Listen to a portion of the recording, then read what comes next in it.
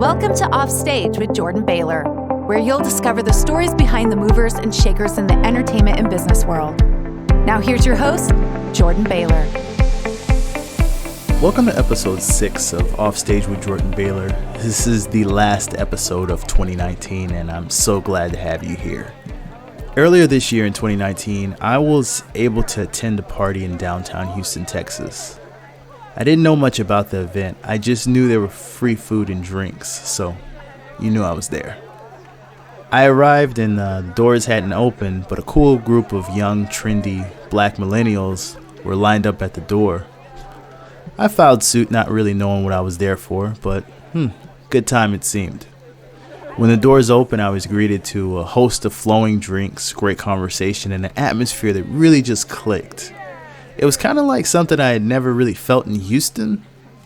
It felt like a vibe, for lack of a better word. So centerpiece in the middle of the room, I realized what we're there for. The debut collection of J.O.A.N Atelier from designer Vicky Adegbola. To say I was blown away by the presentation would be a severe understatement. It was a very classy and simple minimalistic presentation. 4 pieces, 4 extremely personal stories about how she crafted and made the pieces, and they would go on sale the night of the show. I was like exuding happiness just to see like a young, vibrant black woman taking what was her God-given right to express herself and doing it on the largest of scales. I had to get Vicky on the show. I just had to. And when you hear the interview, you'll know why. Vicky is as strong-willed as the statements behind her clothing pieces. And in the interview, we discussed the launching of her brand. We went deep on self-doubt. And she tells me the process of how you can manufacture clothes in Nigeria if you were looking to start a brand yourself. So without further ado, I bring to you Vicky Adegbola. Well, I'm actually a Nigerian. I was born and raised in Ohio. And just through school and like career, I moved around. So I actually ended up in New York. Those were one of my longer stints of the cities that I've lived in. So I was in New York for about 6 years. And I went to FIT and studied international trade and marketing for the fashion industry. And that's where I really was learning like the behind the scenes business of the fashion industry and how to start my own line. So that was my whole point in moving there, was so that I could learn kind of like that stuff that I would need when it came time to launch my own brand.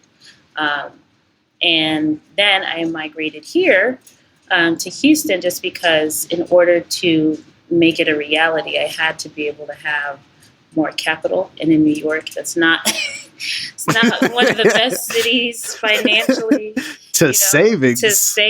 So I had to make a change in order to be able to, bring this to reality. That's just that's so cool. All right. So you started in Ohio, you have roots in Nigeria. Yes. And you launch J.O.A.N Atelier. Now I noticed J.O.A.N it's spelled like with an acronym, J.O.A.N. Yes. What does that represent? What does that mean? So they're actually basically just different adjectives that describe the woman that would wear my clothing, basically. So it's jaunty, optimistic, audacious, and natural.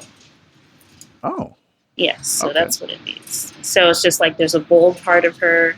There's the fashionable part. She has a positive outlook on life, and she embraces like her natural qualities, physical and internal as well. So that's like the target, and also the people. The storytelling is that's the storytelling that I what's the word I want to use? That I'm, I guess, targeting that audience who identifies and can relate to those words, basically.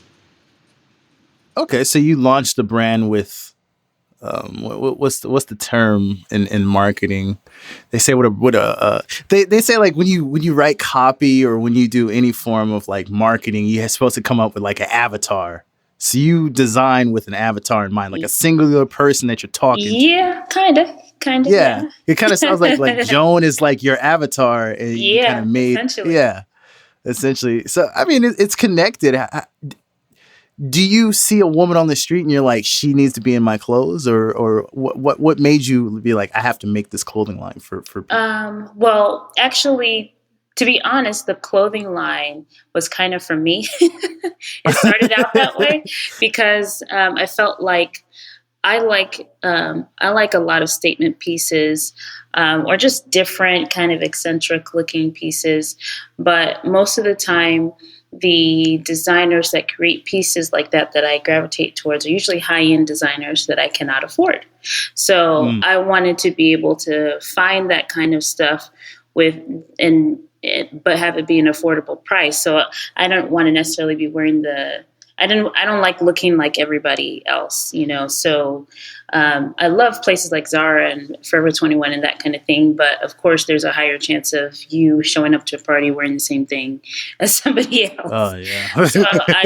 So I was just trying to find like more unique pieces that didn't cost $1,000. So that's why I wanted to create this line, is for people like me who do want some more different kind of statement pieces, or just look different, or wear something that fits their personality, but they don't want to have to spend, $2,000 on a jacket.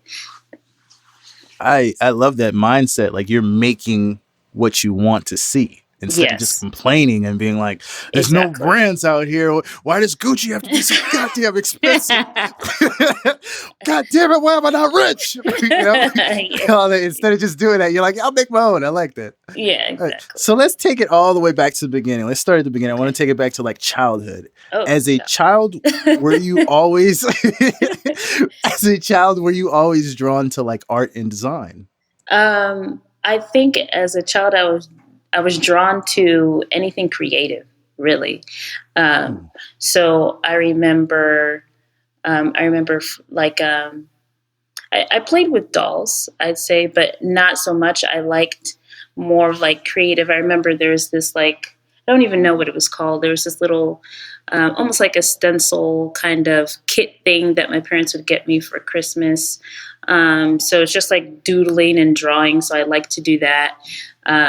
I remember telling my parents that I wanted to act, so they put me in theater for 12 seconds. I love music. I was a dancer for a long time. So I was always in something like creative. And then as I got into high school, that's when I actually started like dabbling in sewing and trying to create little things. So I started sewing. I remember there's this little purse that I sewed just like out of cloth or whatever. So it just started with things like that. And then I gradually just kind of did it a little bit more and dabbled in it a little bit more. But clothes was something that I always like. I just love like dressing up. I remember as a kid, I would change like 2 or 3 times a day. And my sister would always tell this story like, Vicky, stop changing. Like I would go outside and play and come back in and I'll change into something. And I remember my aunt got me this like really pretty, like elaborate dress with tulle and glitter, and I wore it to go outside and play. My sister was trying to stop me. So I just remember stuff like that and always being drawn to clothes or just creative things as a child. Wow. So clothing is always just part of your fabric, part of your DNA. Yeah. Huh? Yeah. Oh, that's so cool. That's so cool. All right. So, from what I understand, you're Nigerian American, or you're like American born designer, trained in New York. How do you think that's influenced your style? Do you think one side comes through in your designs than the other, or is it like a balance?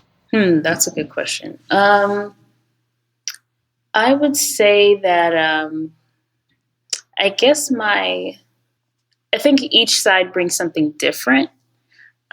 So being Nigerian, we make a lot of our clothes, like whether it's for a wedding or a party or whatever. So that gives me the chance to just like, it gave me the chance to be able to sketch maybe earlier on than maybe someone else. Like, this is what I want it to look like, or just kind of use my imagination and how I can make it look different, or, a different kind of silhouette than what I'm used to seeing. And then and also being able to, I think that part of me, just being Nigerian, I'm not afraid of prints and color. Because that's what a lot of our clothing involves. And then as far as like just my time in New York, there's a lot of inspiration that you can find in New York. So I just remember experiencing just like a lot of new things, and seeing new things, or seeing new ways of wearing things. I think that was one of the best things about living in New York, is just riding the subway and seeing someone get on and you're like, oh, I never thought about wearing that jacket like that, or wearing my socks like that. So then it kind of just triggers different things in my head. So when I'm creating, I think it allows me to see things in different ways. So I think both sides just bring something different. And I don't know if one really overrides the other. I think they just work well together. I love that. So I do. I love it. What's the inception of your brand? Like, how did it start? Well, it started with me, besides basically me wanting to see something different. I know we touched on that a little bit. Yeah. So basically wanted to see something different. Do you mean kind of like... Like, when did you say, you know what, I'm going to launch my brand, I'm going to build a website, I'm going to sell online. Oh, gotcha. And I'm not just going to be making pieces for me, and, I'm not going to be stunting on people. And they're going to ask me, where did you get that? I'll be like, oh, you can't buy it because I made it for me. It's a one of one. Like, when did you stop flexing on people? Oh, my gosh. Well, actually, I didn't, I had wanted to make... I started the brand because I had the idea of making something that I wanted to see, but I hadn't actually started making those pieces just for myself quite yet. So it was always my idea to launch it as a brand and have it be available to people. And I think, well, two reasons. One reason is I've always felt like I've needed to be my own boss, just in my career. So I've always wanted to just work for myself. Also, it's something that I've wanted to do for so long. And last year I just realized that I feel like I've just wasted just so much time, or it felt like I've wasted so much time because I hadn't launched yet. And I think sometimes I would think like, oh, maybe I need more training here, or maybe I need to do this first, or maybe so, instead of just like actually going for it and trying. And last year was kind of like the epiphany, like, no, I just need to go ahead and do it. So I started little by little. Okay, think of a name, just baby steps, little things like that. And creating deadlines for myself so that I can make sure that I'm going to actually follow through, and not just have it be something that I'm just thinking about or talking about, but actually bring it to life. I love that you talked about the hesitation and kind of like the self-doubt that you experienced. Mm-hmm. How long do you think that time between like your idea inception and you being like, you know what, if I don't do it, it's not going to happen? How long do you think that time was? And what was ultimately, I'm going to add to that. What was ultimately, like, what was the thing that clicked and made you say, you know what, Vicky, let's snap out of this, girl. You got this.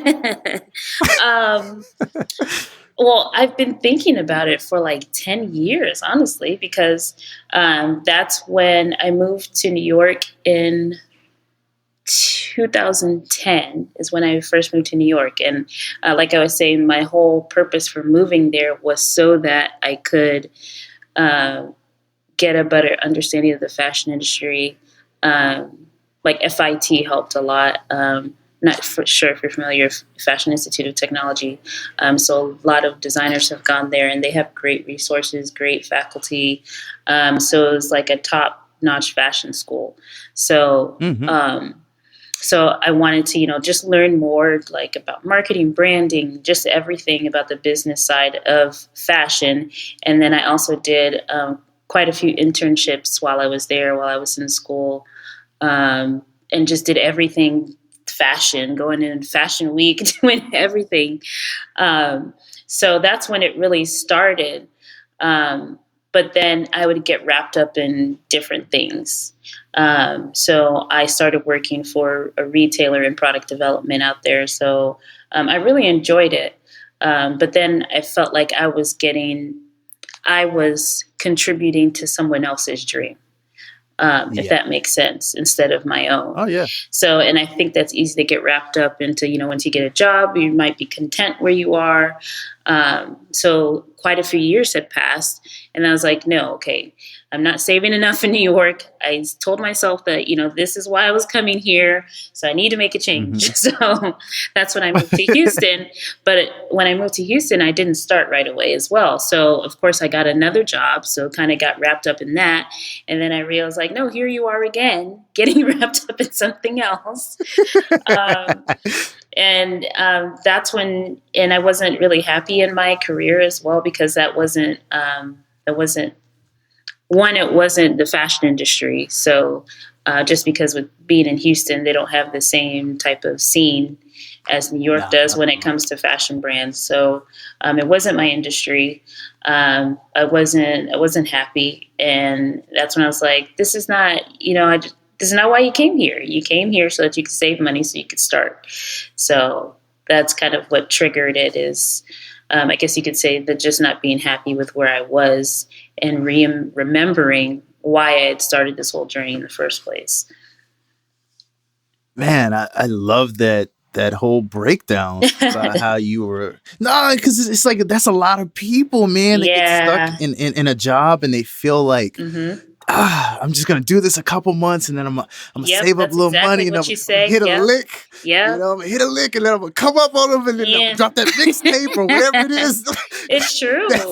It's true. We make all these plans in our heads and then life happens pretty much. You get wrapped up and you may not necessarily forget about it. It's just that there's a lot going on and it really takes a lot of discipline. And I think working for yourself too is something that's difficult because you create your own schedule. So you have to create your own deadlines. It's a lot more accountability than, working for someone else. They tell you the deadlines, they, tell you your projects, that kind of thing. So it's easy to also have hesitation there because it's not so black and white when you're trying to start your own thing as well. Yeah. It's really a true test to see if you can work for yourself. Yep, that's true. Yeah. If you can be a good employee as well as a good boss to yourself. Right. Like, set restrictions and meet your own deadlines and follow through and not procrastinate on your ideas and launching and just taking whatever you currently have access to and making something with that instead of being like, oh, just putting it in the future and being like, oh, when I get something, like, no. Yeah, just take what you have. Exactly. Start with what you have. Start with what you have. So, you manufacture all your clothing out of Nigeria, correct? Yes, correct. Do I have that correct? Mm-hmm. Can you tell me how you pulled that off? Like, how did you go about sourcing? Like, what's the story behind that? That fascinates me. Well, just with, having my clothes made, Nigerian tailors are very, very skilled and they do a lot of things just by like eyeballing or they've been taught by someone else or self-taught or whichever. So they're very skilled. And I wanted to be able to support that, and I went to Nigeria for a month earlier this year, and just took my sketches with me, found a tailor out there. Started you have family out there? Yes. I have family and friends out there.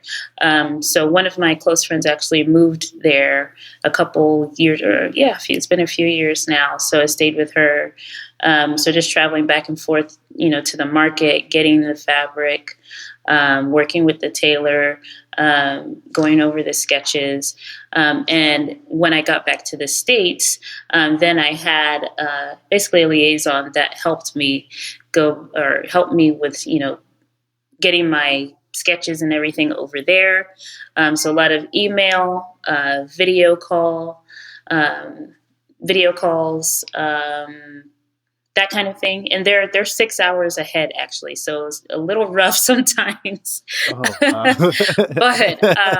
But yeah, everything just done over the phone, WhatsApp, video, just a lot of that. But I mean, I think that's a testament as to how skilled they are, that they can understand my sketches and be able to deliver from, another country. You had the awesome opportunity to be able to like go there in person and talk to him, and he can feed or she can feed off your energy and, kind of get what you're trying to do.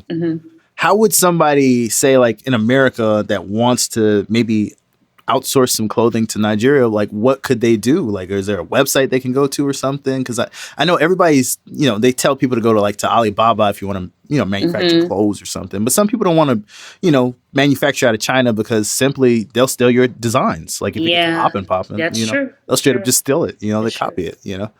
So well, I'm actually fortunate to work with a great production team, and my production team is through Oyato. So she's actually a designer herself. And we met at FIT, and she started a manufacturing company in Nigeria. So she helps me, with, costing out my garments and everything, and communicating to the tailor. So that's who's helping me that I'm going back and forth with. So she also takes on other designers because she spent a lot of time researching and trying to figure out how to make this happen. And she doesn't want other designers to have to go through that whole extensive process. She wants to be able to help, she wants to be able to help them bring their designs to life as well. So she actually, I'm not sure if she has a separate website or anything for that, but she is on Instagram, and I know that she's accepting clients. So if anyone is looking to manufacture in Nigeria, then she would be a really good resource. Her information will definitely be in the show notes. Yes, so, yes. Yes, for sure. So we work very closely together. That's awesome, honestly. Do you have any interns, or how can someone become part of your movement and support I you? am definitely accepting interns. If anyone wants to help me out, for sure, they could just email me, honestly. I usually post something like when I am looking for additional help, like whether it's for a photo shoot, or I know I was looking for interns when I did my show. So I'll always post something that I'm looking for interns. But if anyone is interested, they can email me at hello@J.O.A.N.atelier.com, and just let me know that they're interested and they want to learn more, or, just get a better insight into the industry and working on a brand. That I'm definitely accepting interns. Okay, I love that. All right, you guys hear that? Hit her up. Just hit her up. Yeah, just hit her up. I think that's. I feel like sometimes people think that they have to jump through hoops to get certain opportunities when it's really just as simple as reaching out. And I think some people get scared to do that. I mean, in the grand scheme of things, all the person can say is no. Right, that's the worst that can happen, and then you literally start you're in the same place that you started. So just just reach out and see. When do you settle on an idea, and how do you make sure that it's on brand, like for your clothing and your designs? Well, if I think of something, I just sketch it out.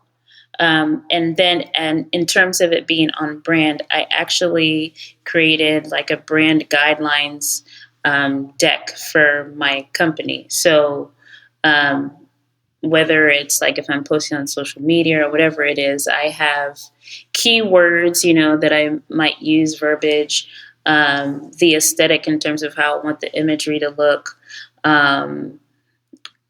also adjectives about who my customer is. Where does my customer like to eat? What books does my customer read? So that's what gives me a visual of my brand and who I'm targeting. So when I'm sketching, I can see, oh, is this a little too sporty? Like, is this really her? Would she be wearing this?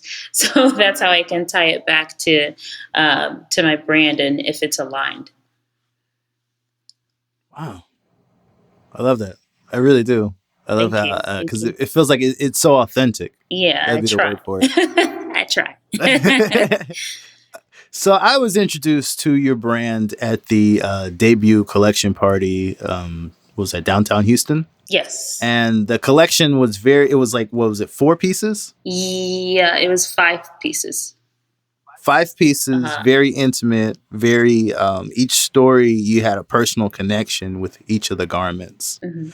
Can you tell me how you were able to pull together your debut collection?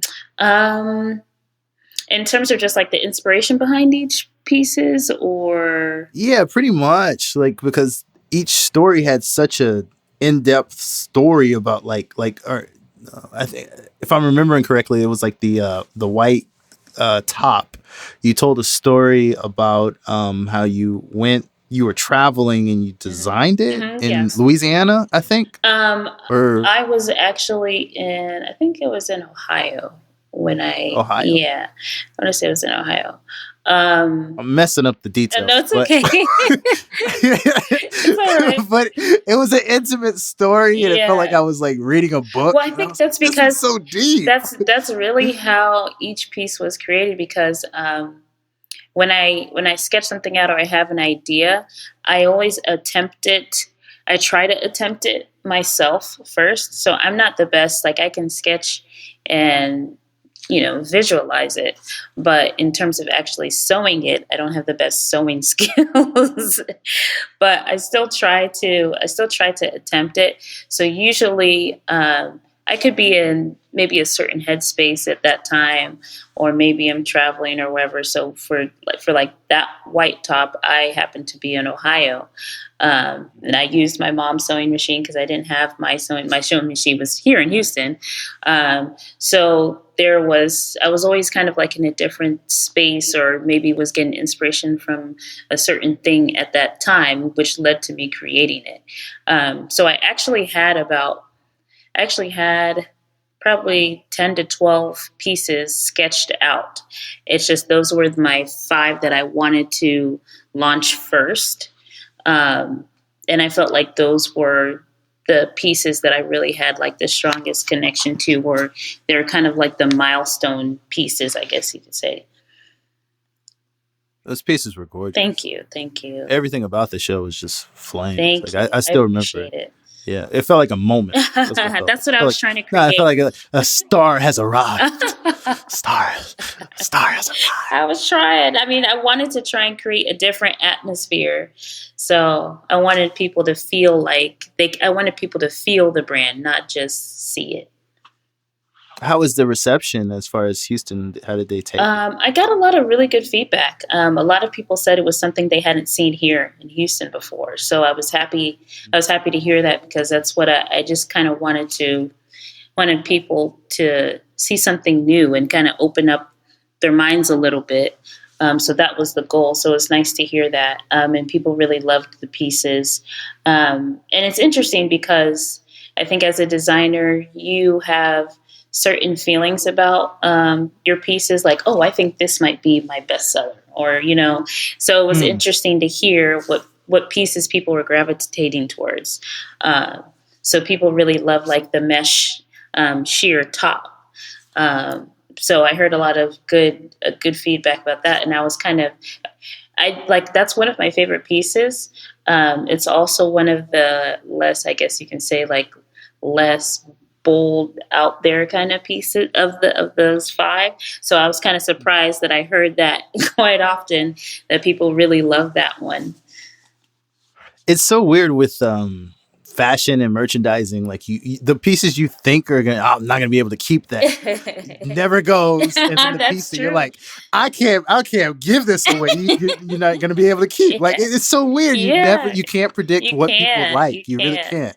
That's why you just have to create with what you feel, because you ultimately you can't really 100% nail it down like which one people might. There's no formula. Yeah, there's no. So just create what you want to create. It's like little things that can lean, but there's no like set formula. Like, oh yeah, if I do this, this, and that, I'm gonna sell through 100%. Yeah, there's no formula. There's no formula. So, question: you working for yourself, full time, fashion designer. How do you structure your day between being a designer and a business owner who's running like a full-fledged e-commerce business? That is a good question. Because you have to be everything. So it's very challenging because I have to wear like my creative hat, like when I'm actually sketching and designing, picking out fabrics, that kind of thing. And then also like, okay, let me make sure my website is functioning properly, So I utilize my planner. My planner is my Bible, pretty much my second Bible, because I literally have to write down like, okay, from sometime, depending on how much I have to get done, sometimes it's okay, from 12 to 1, it's working on this. From 2 to 5, I have to work on this. So it's really, you have to be really good at prioritizing and managing time. And then I understand that like the designing aspect of it is kind of a little bit more fluid. Whereas like if it's doing things like with social media marketing or maybe working on my website, that's more immediate, if that makes sense. Because once you kind of get once you get those things down, it kind of runs itself a little bit. Whereas with sketching, you're always creating something new. You're always putting something into development. So that's like an ongoing process. Whereas the business side has more clear deadlines as to how you need to get things done. So I don't know. I hope that answers your question. No, it definitely did. And it gave me like a sense of overwhelm and anxiety that I know that you probably experience every day. Yes. So I got like a little taste of it. Yes. A little sampler, little Costco sample. Like definitely. Yeah. And you have to also, one thing that I started doing a couple weeks ago is scheduling time to do nothing too. Because it's very easy to work from 6 a.m. to 10 p.m. because there's always going to be something to do. But if you're not in a good headspace or not well, you can't run and do things that you need to do at 100%. So I try to make sure that I'm taking time to actually rest or take time to do something for myself, whether it's like read or whatever, read for a couple of hours just to kind of take a mental break and then get back into it. And depending on how I schedule that time, I might look at my week and say, okay, well, if I want to have a good 3 hours to just kind of chill and relax, then I know that this needs to be knocked out by Wednesday or something like that, So just being strategic about your time so that you're taking care of yourself, but you're also taking care of business. Taking time to decompress and do nothing. Yes, it's very important. like when you said from 6 a.m. to 10 p.m. I've definitely done that before.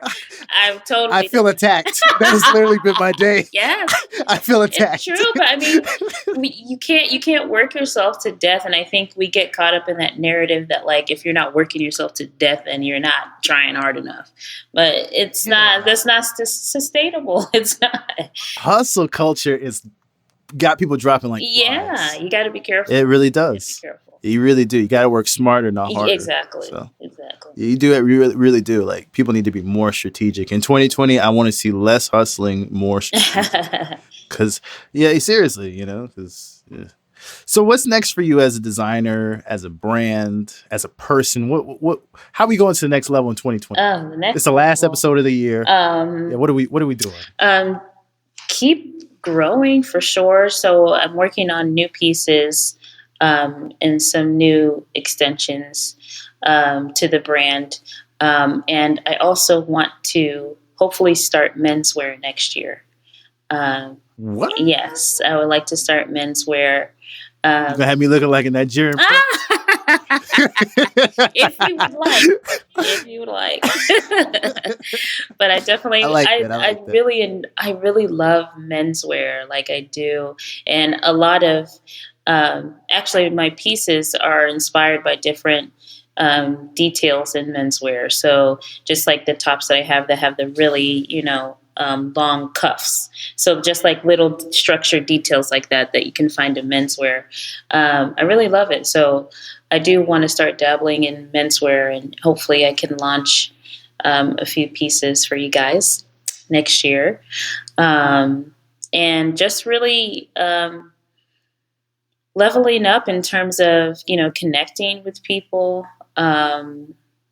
trying to get a stronger connection with my audience as well through my just imagery and storytelling, like my campaigns and videos or whatever it is that I might want to do. I want to make that a little bit stronger for next year.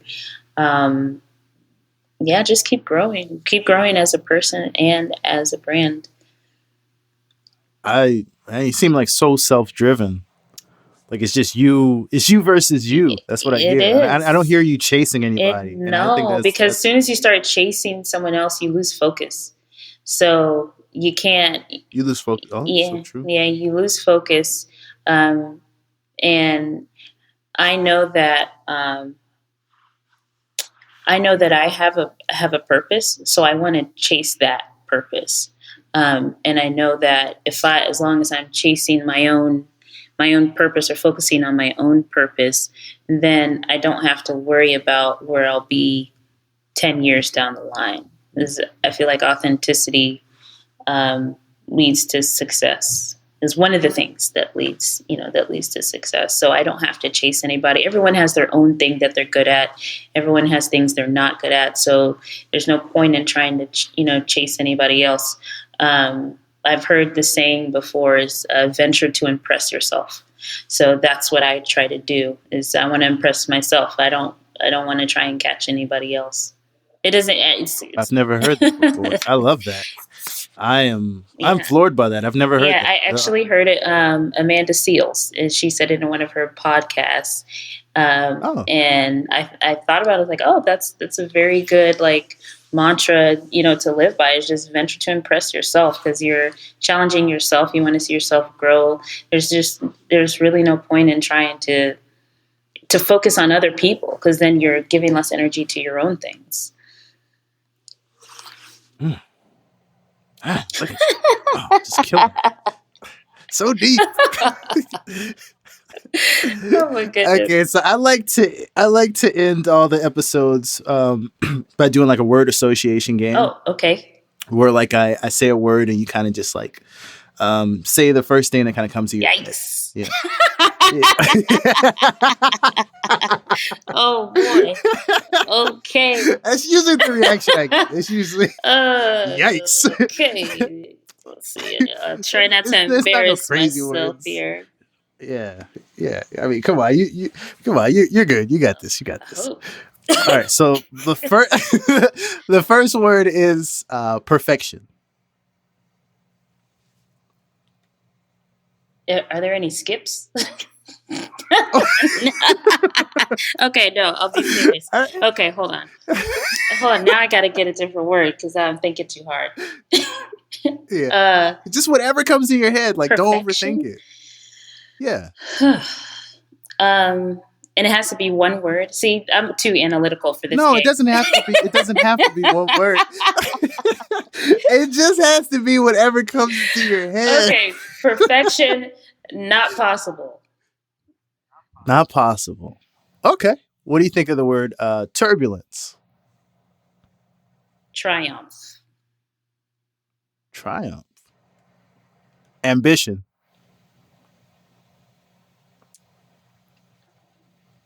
Necessity. It's a necessity. Okay. Credibility. Important. Ideas. This is a very difficult game. It doesn't have to be one word. Ideas. What does that make you Daydreaming. think of? Daydreaming. All right. Optimism. Pessimism.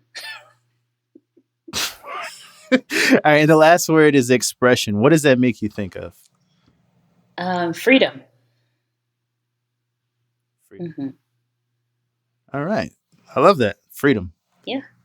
You express yourself through freedom. Yeah. Well, I feel like expression, when you're able to express yourself, it's freeing. Because you're not withholding anything, you're not hiding anything, you're kind of giving out exactly how you feel. So I think there's freedom in doing that. All right. How can the people find you? I am on Instagram, mainly Instagram.